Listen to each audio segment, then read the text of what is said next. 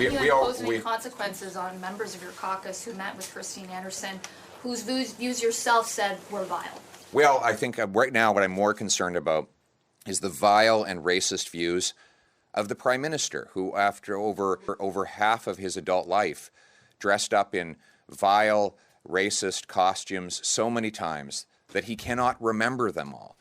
That's what it sounded like on Parliament Hill on Monday when the leader of Canada's Conservative Party, Pierre Poilievre, was asked by reporters whether he was going to discipline 3 members of his caucus from Ontario who met last month with that far-right German politician, Christine Anderson, and even posed for photos with her at the luncheon. You'll notice Poilievre turning the question around and attacking the Prime Minister for condemning the affair with a bit of whataboutism. But the whole scandal actually began a couple of weeks ago after photos began to circulate showing Leslyn Lewis, Dr. Colin Carrie, and Dean Allison at the event in honor of Anderson, who was on a cross-Canada speaking tour, and it was all arranged by the Freedom Convoy supporters. Anderson is a member of the Alternative for Germany Nationalist Party. She also sits in the European Parliament. And her party holds anti-Muslim views, anti-immigrant policies. They're against homosexuality. They also downplay the Holocaust. And they also support Russian President Vladimir Putin. Poilievre's office quickly issued a written statement at the time condemning the luncheon, calling the Germans' views vile and racist and hateful, and saying it would have been better if she'd never set foot in Canada. The statement also said his 3 MPs regretted meeting with the woman, but had no idea that she held those views. Since then, Parliament hasn't been sitting for the past couple of weeks. And even though Monday Poilievre categorically said he won't kick the 3 MPs out of caucus, there are calls for more to be done, especially from Jewish groups who remain deeply upset about the episode. And to me, this goes beyond the issue of the convoy. That's not what this is about. This is about my member of Parliament having lunch with somebody who should terrify all of us. I'm Ellen Besner, and this is what Jewish Canada sounds like for Tuesday, March the 7th, 2023. Welcome to the CJN Daily, a podcast of the Canadian Jewish News, sponsored by Metropia.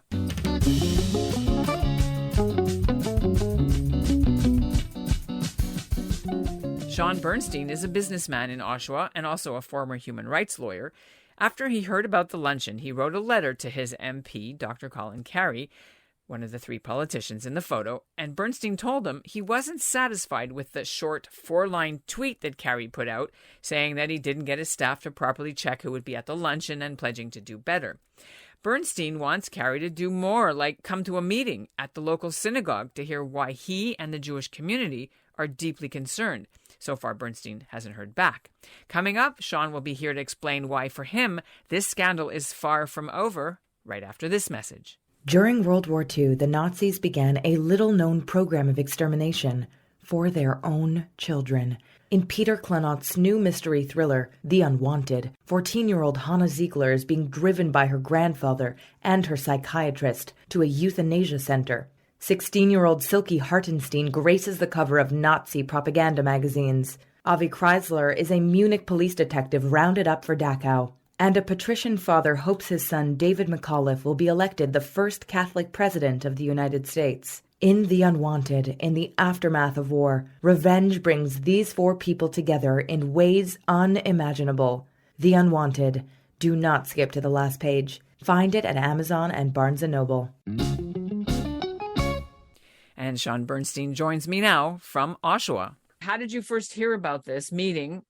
And when did you become aware of it? So it came to my attention actually last Friday night. The local publication out here had published it because one of the 3 happens to be my MP, and not a gentleman I know personally, but he is my member of Parliament. And when I heard that he was at this luncheon, I was absolutely disgusted. There's a photo and everything. It's pretty hard to hide a group photo from a lunch table. So I learned of that and learned of some the views of this politician, and I was aghast. And wrote a fairly lengthy letter outlining my views to the MP. I haven't heard back. Okay, and the MP is a local doctor. Did you vote for this person? I did not. Why don't you just briefly summarize some of the things you said to him in this letter? So really what I had said is, look, I have concerns, obviously, as most people of my generation do now, about being a public Jew, especially in the Greater Toronto area, with anti-Semitic attacks on the rise. I am far removed from, a Jewish bubble, as it were. I'm in Oshawa. There's a small population out here, but not a very, noticeable one. So we're sort of, hiding in plain sight, I think is maybe the way to say it.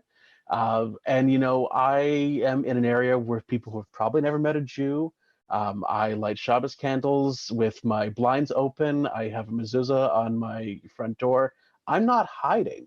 But, it really does start to flag of, okay, what do people think, if they think of me at all, what do they think of me? Does it come into the conversation?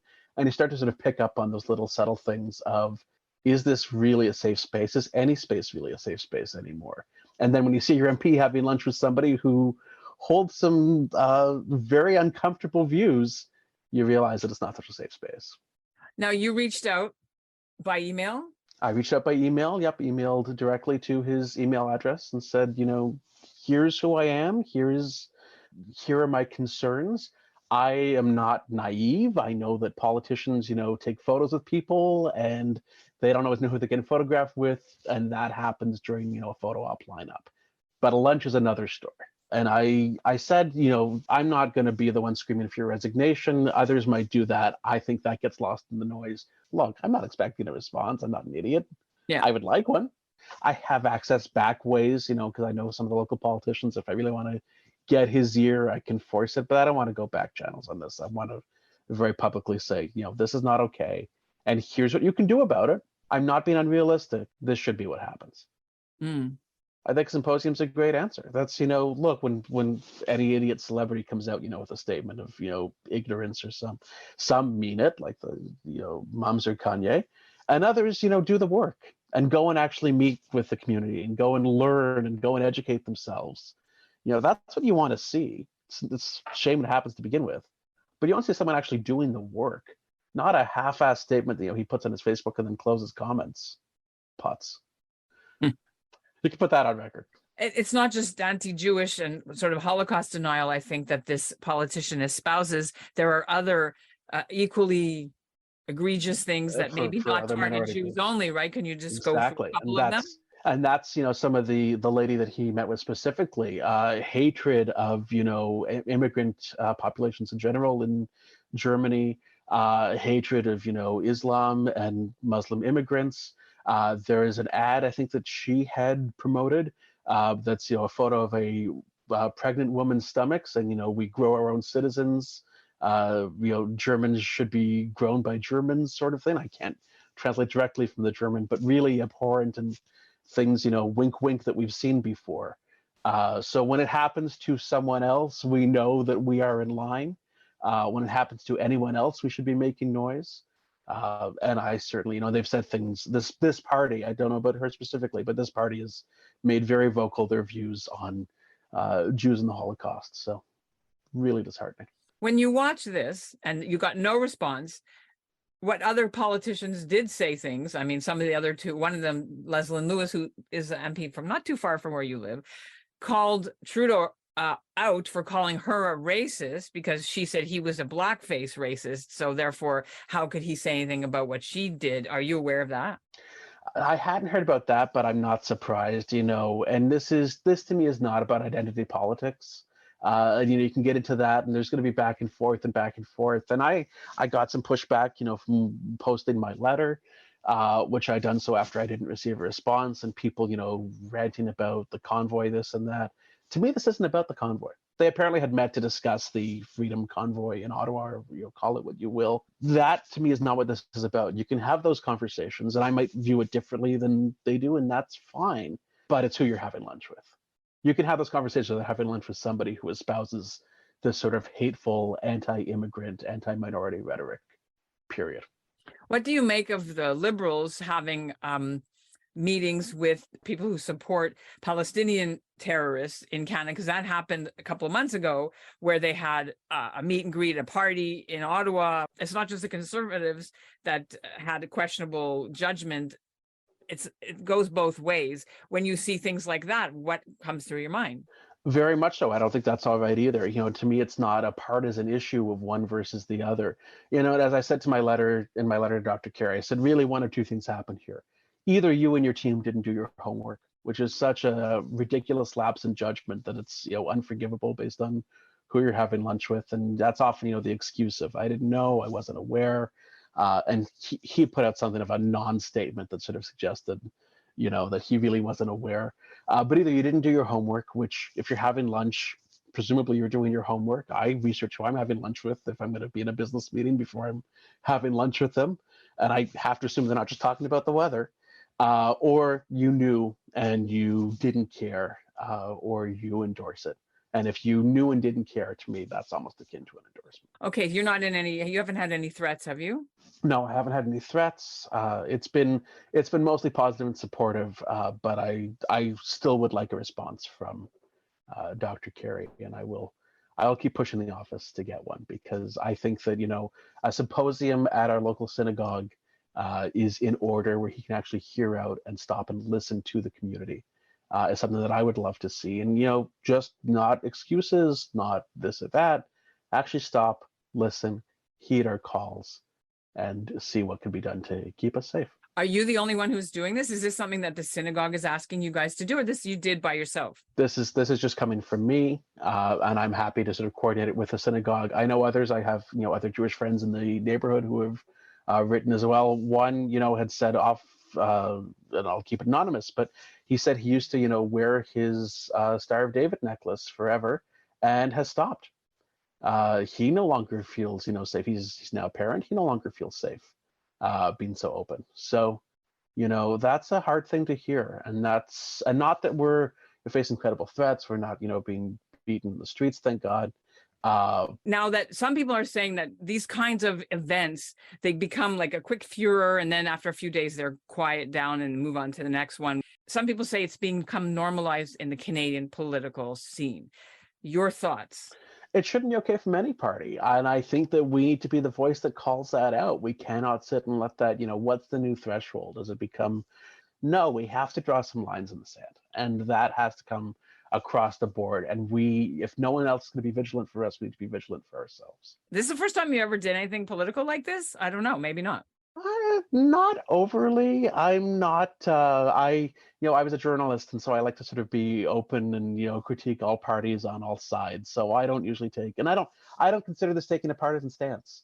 But it's rare that I'll sort of call someone out. But I am more than happy to call it where I see it, and this is something that needs to be called out. This cannot be a piece that disappears in a couple days. This cannot just be a normalized part of the conversation. Dr. Carrie was a chiropractor who's been in Parliament for nearly 20 years.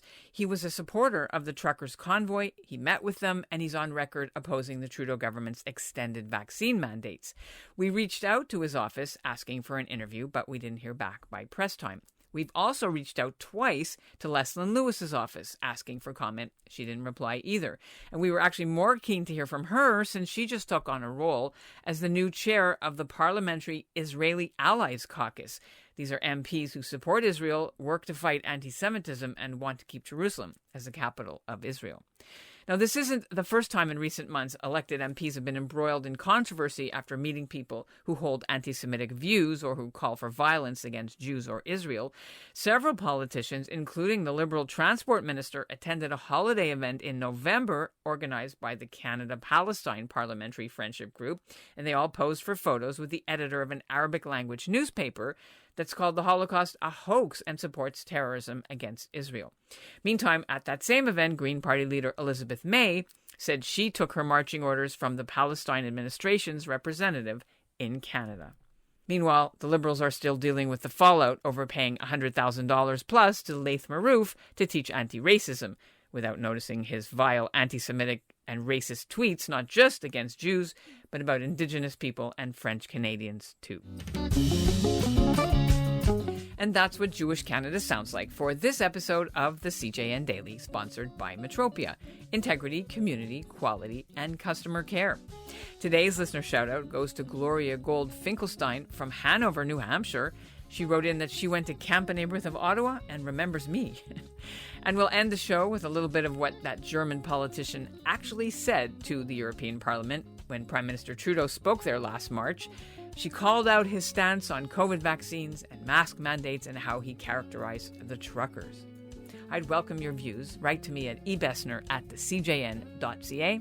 Thanks for listening. And now the clip. It would have been more appropriate for Mr. Trudeau, Prime Minister of Canada, to address this House according to Article 144, an article which was specifically designed to debate violations of human rights, democracy, and the rule of law, which is clearly the case with Mr. Trudeau. Then again, a Prime Minister who openly admires the Chinese basic dictatorship, who tramples on fundamental rights by persecuting and criminalizing his own citizens as terrorists just because they dared to stand up to his perverted concept of democracy, should not be allowed to speak in this House at all. Mr. Trudeau, you are a disgrace for any democracy. Please spare us your presence. Thank you.